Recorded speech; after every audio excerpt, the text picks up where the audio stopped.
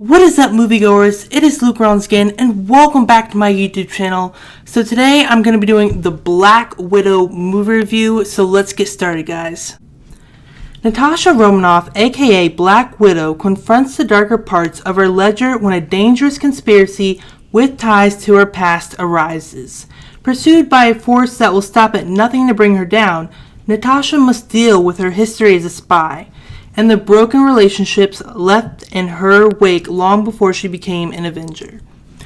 Okay, guys, so I recently saw this movie about a couple days ago. I know I'm a little late to this, but I gotta say, guys, I saw this movie and I don't know, I had a whole bunch of, kind of mixed reactions to this movie. It was good, but then there were some bad moments and there were some parts in this movie that I feel kind of weren't really that necessary or didn't really need to be in this movie to make the movie, stand out or like it is right now. But I saw this movie actually twice to actually get, more of a better idea of this movie. Sometimes you have to watch a movie twice to really understand, the plot. So I first saw this movie in Dolby Cinema, and I gotta say, as a Black Widow fan, in the MCU, yes, this movie did come a little bit late, but I mean, the acting and, learning about Natasha Romanoff's past, her family, kind of made this movie kind of very, very entertaining. Now, let's talk about the villains.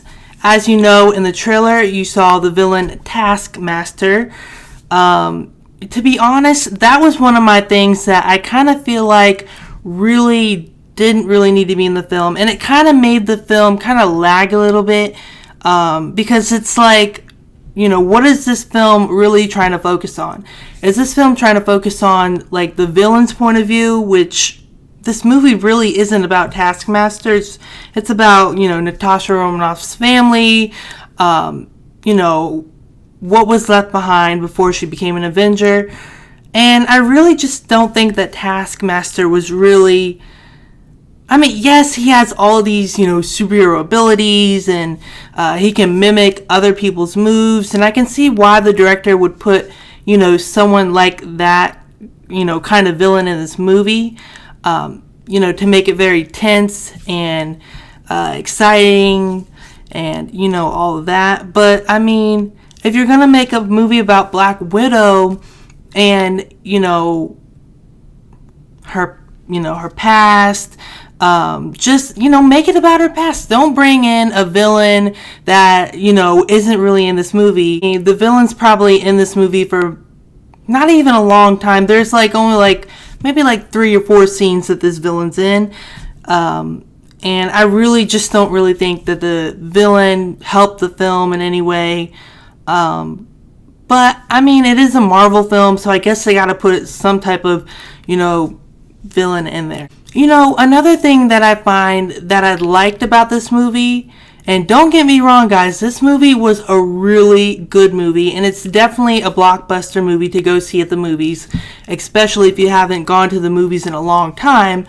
But one of the things I really thought that really helped this movie out was the beginning of the movie, which I'm not going to spoil this movie review, but in the beginning of the movie, we get to see, young Natasha and all of that, but we get to see, how it was when she was younger, when she had, this family, but we get to know more, I guess a little bit more of, the Red Room and, what they were doing to younger girls, taking them in. They kind of, explained that a little bit more for us, for people who really didn't really understand that in the MCU when watching, flashbacks of Natasha Romanoff's past. It explains it a little bit more, but I kind of like that opening sequence. There's an opening sequence, with the background song Smells Like Teen Spirit, and I just thought that sequence was amazing.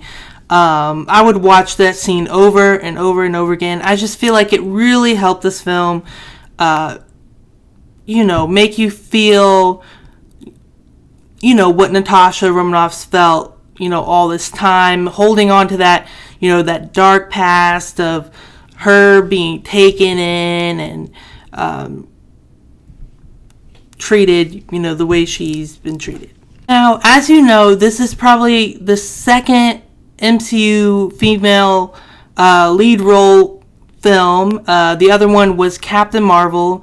And, I was thinking in my head after watching Black Widow, since this is another female lead Marvel superhero film, I was comparing the two, Captain Marvel and Black Widow, and I kind of noticed something between the two Marvel films, and it's not to get, anything wrong or anything, but I do feel like they always save the last part. They always save the good part for last, and I feel like maybe they should have mixed that up a little bit. In Captain Marvel, it was kind of a little bit, boring at times.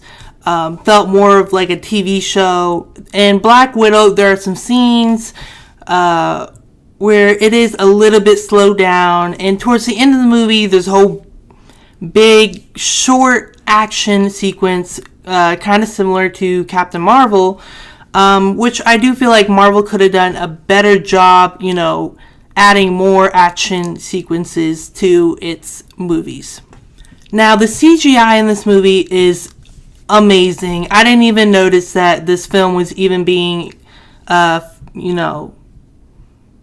didn't even notice that that some of the scenes were filmed with CGI. It was, amazing towards the end of the movie.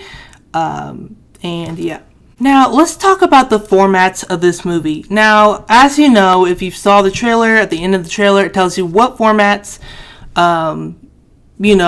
is this movie going to be in. This movie's going to be in Dolby Cinema, IMAX, and the standard theater style. I saw this movie in Dolby Cinema, and I gotta say, that was an amazing experience. An amazing experience watching it in Dolby Cinema.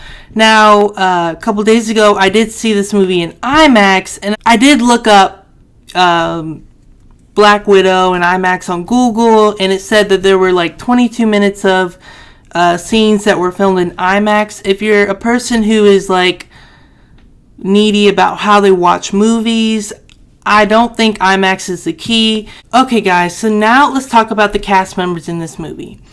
Okay, guys, so we have Florence Pugh starring as Yelena Belova. She steals the show in this movie, and I do feel like she's going to be an amazing new character in other Marvel future films.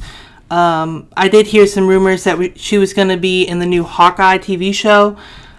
She's also been in two really great movies. We got Midsommar and Little Women, who the movie Little Women actually got some type of award. We got Scarlett Johansson. You guys know what kind of movie she's in. Marvel films, and yeah. We got Rachel Weisz. Sorry if I pronounced that wrong, but she stars as Melina. She is the mother figure of Natasha Romanoff and Yelena Belova. And then we have David Harbour. You may have seen him in Stranger Things, Season 1 and Season 2. And he stars as Alexei, which is a father. He's a father role model to Yelena Belova and Natasha Romanoff. And then we have Ever Anderson playing as young Natasha, and she did a phenomenal job. She did super good as young Natasha, and you guys may know her as the daughter of Mila Jovovich. She stars in the Resident Evil series, so that's her mother. But other than that, guys, this movie is a very entertaining film, and I highly suggest you guys go see this movie. If you guys haven't seen a movie in a while in a movie theater, this is the movie to see. This movie has some really good acting. It explains Natasha Romanoff's past, her past life, what who she was before she became an Avenger. And this movie does actually, if you're wondering which kind of timeline this movie is in, it's in between Captain America Civil War and Avengers Infinity War.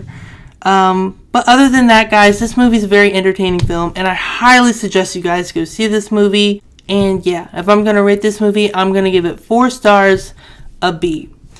Okay, guys, well, if you're new to my channel, don't forget to like, comment, and hit that subscribe button, and I'll see you guys in the next movie review video. Bye, guys, and have a really good day.